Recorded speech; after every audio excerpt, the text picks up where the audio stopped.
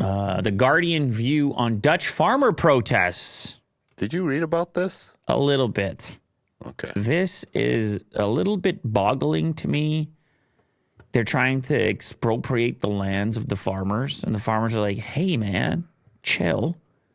Out here farming, and they're using the environmental angle in order to make the case that this is justified. And the farmers are like, we've been here, dude. Kidding? Yeah. Agriculture. My father fed your father, bud. You're going to tell me about the environment? You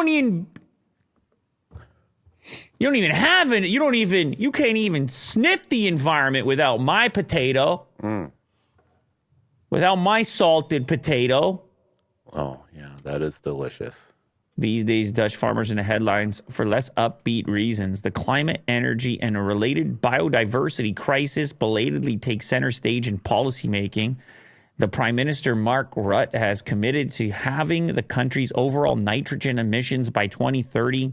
A large proportion of these are generated by the manure and urine produced by more than 100 million cattle, pigs, and chickens. To reach the target and protect biodiversity in the polluted countryside, the government has announced plans to reduce livestock numbers by a third. Reluctant farmers have been warned they could be subject to compulsory buyouts. I guess that's the wording I was looking for. I think I used a different word, but a compulsory buyout sounds pretty strong-armed. Yeah, like no if somebody came in here and said, do what we say, post what we want, or you will be subject to a compulsory buyout. And we're like, is it a fair market rate? It's Jack who's saying that? Like, compulsory buyout. Normally a buyout, I have an option or I can negotiate. Compulsory buyout seems to take most of my leverage away here. And you're talking about, like, lineage of just farmland that's been carried over by many generations. So how are they going to replace this? Like, they're going to have so much land. And do what? With their put condos on it? I don't know. Import their foods, become less independently sustainable, tell everybody what to do, what to eat, how to eat it, how to farm it, just move away from traditional practices in general. Everyone's drinking Soylent. Growing in a lab.